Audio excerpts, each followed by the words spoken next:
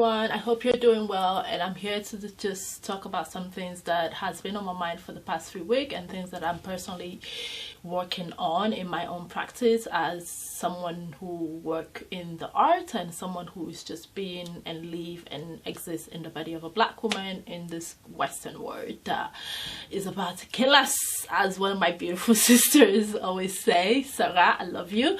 And one of the things I wanted to discuss is your inner child, and also the second thing is this new agey belief of love and light, and I'm sending you so much love and all my love to you and all of that, and everything is about love when we're talking about structural institutional issues. That it's not about the person's responsibility, it's not about personal individual choices, but it's actually a system that is oppressing people, and people always respond with, oh, I'm sending you so much love, I hope you get out of it.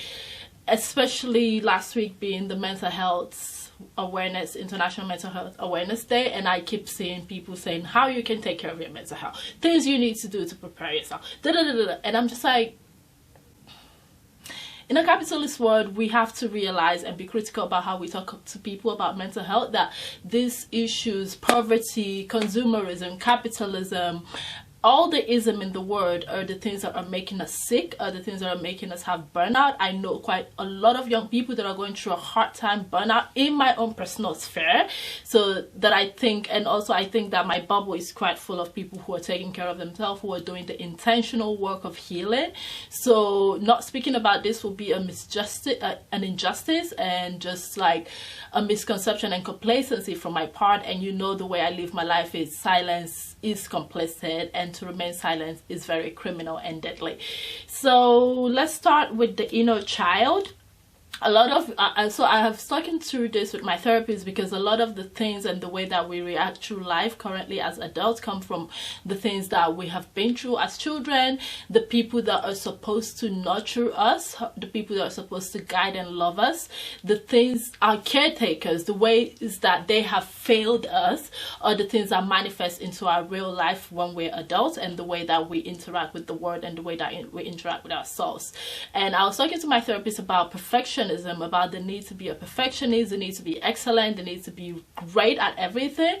And my therapist brought my attention to, as a child, what do you think, how was your life as a child? How were you as a child? And I was just like, oh, we're doing this. Like, I'm paying this woman and this beautiful black woman to help me go through life, right? And I'm just like, oh, so you're going to bring out my childhood here. It's so funny because that's literally what I'm paying her to do. So anyway, and we were talking about it, and she actually brought my attention to the fact that as a child, I've always been super independent, and especially as a child who went to boarding school, and being a boarding school child is not easy in any place, in any world, but also going to boarding school in Nigeria is not easy. Like, there are so many traumas that I see people sharing on social media last week because of the Sex for Grade video that came out. So a lot of people are sharing like the experience from boarding school, secondary school, where they have been assault, violence, so many other things. Sorry, trigger warning for that. And I'm just like realizing that I need personally, and I'm doing that work now. I've always been trying to do the work of healing my inner self, my younger child, like the little baby Adiola. How am I healing her, and how am I making her feel safe? And I just wanted to come up to you and share some of the tips that I use. So first and foremost, as young black girls, and as we perceive in the world, generally speaking, black girls are always being deprived of their innocence, of their fragility, of their softness.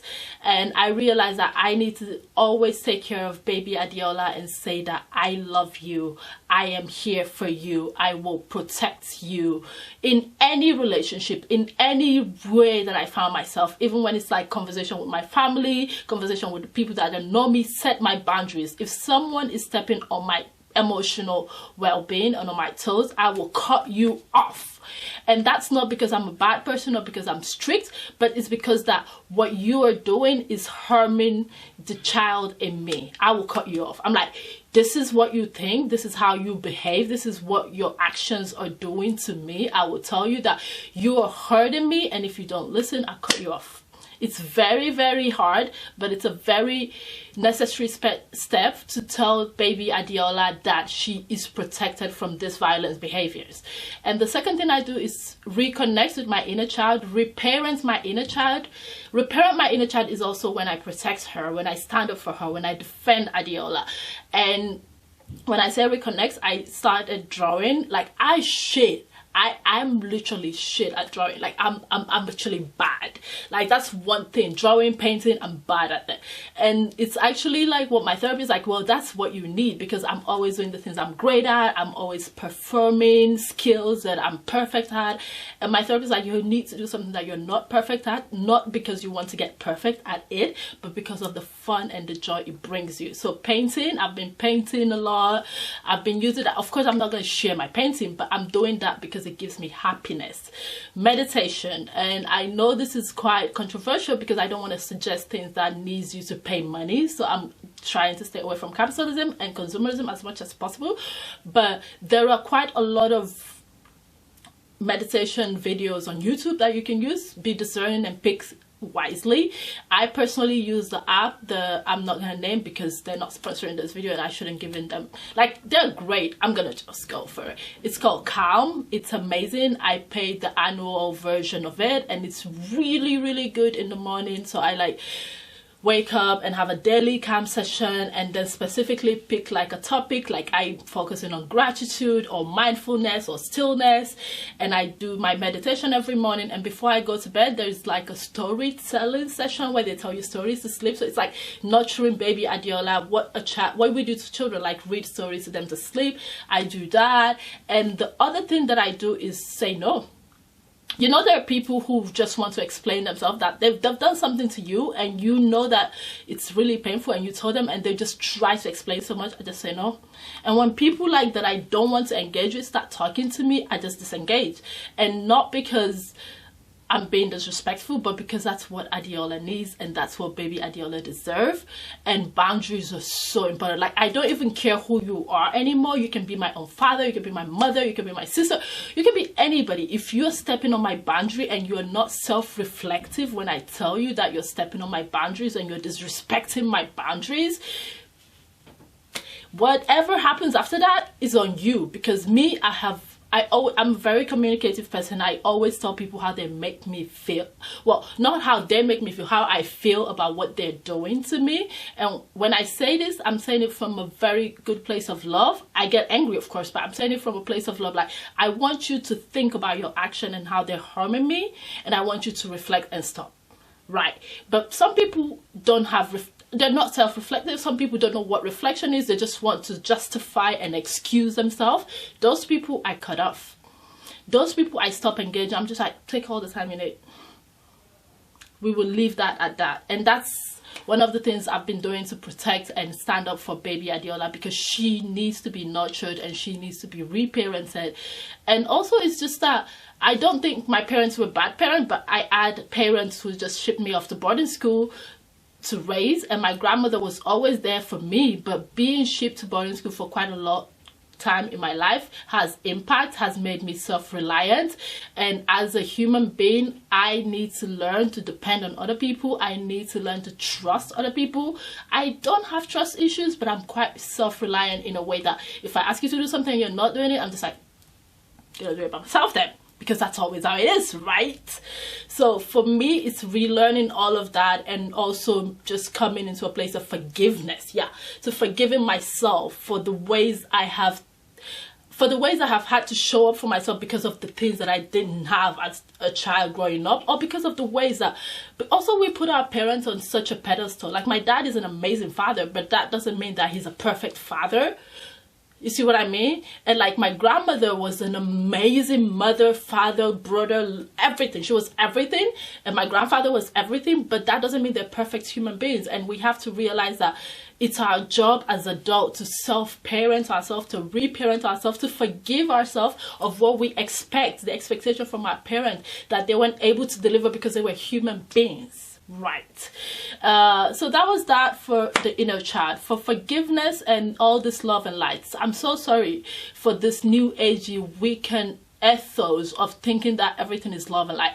No, in the spiritual system that I believe, everything can be anything. There is always a balance in the world. There is darkness and there is light. And if you move mad and you're playing into darkness, I will reverse that shit to you, and it will come back to you and slap you. Like, whoever wishes you well, reverse it and they will receive wellness and goodness and favor in return. Whoever wishes me bad, though, I don't believe in revenge and I don't do revenge, but my higher self and my head and my ancestors, they will come for you and you will receive whatever you wish me. Like, I wake up every morning and I pray for the people who wish me well, and I pray for the people that wish greatness to me, and I pray for the people that will favor me, and I also pray for those who see me through a bad eye, for those who literally just don't wish me well, for those who just hate my God, that whatever energy, whatever intention they are sending to me shall return to them 100-fold. So move accordingly. And I don't, like, when I send an email and I put love and light, I really mean that whatever you wish will come back to you. And maybe I should start signing my email like, I wish you all that you wish me. Because that's what I believe. That's my spiritual belief. That's my personal belief. That's who I am. I don't think that, I'm not naive. So in Yoruba cosmology, we know that people are bad. There are people who look at you and really want you dead, and you've not done anything to them. And there are people who really wish you bad, and you've not done anything to them. And for me, I think having that awareness make me protect myself. I do a lot of protection work. I pray. I wake up in the middle of the night and I know that this is a time for me to talk to my ancestors and say, so you all, time to work. So if someone is malicious towards me or has very, very bad intention towards me, I'm not going to send them love and light. What do you mean love and light? Who's love and light? Like, you want me to not be great. You want me to not succeed. I'm not going to want that for you. But everything that you want from me shall be yours 100 times. Everything that you desire from me shall be your desire and shall manifest in your life. So when people start saying love and light and like expect because I teach yoga, because I'm a yoga therapist, because I'm a healer, that I'm love and light, please don't play yourself. You cannot, it's like the Yoruba proverb that say, you cannot plant yam and expect apple. You cannot plant corn and expect maize. Even though those two are in the same family, they do not grow together. Whatever you plant, you will receive. Whatever you sow, you shall reap. Even the Bible says it. So at this point, yeah, I believe that people who say love and light are fakers. They're liars. They do not believe. They're not, what's the word? Not just they do not believe, they do not see life the way life is. They're pretending, because the more love and light you keep smiling and having this happy face, love and light, one day that happy face will turn sour because you're not being honest with yourself. So if I send you an email and I say love and light, if I speak to you and I say love and light, I send you so much love, just know that my intention is I am sending you whatever you're sending me. Whatever energy you send to me, I'll send back to you. And people who are dishonest, people who don't understand that life is what you make of it, they're really, really playing themselves. And I just wanted to get this off my chest because I really, really despise the notion that just because you're a nice person or just because you're someone who genuinely care about humanity and human beings and everybody in the world, and you're fighting and you're working and your work is to empower and to give power and to give love and to give nurture, does not mean that you do not use your other side. It does not mean that you're not ready to fight. Like, if I need to fight you, I will come and fight you, and my ancestors will come and fight you. And my ancestors are not fun. They're not just nice. Like, they will do the work. So that's it. Whatever you wish me, come back to you.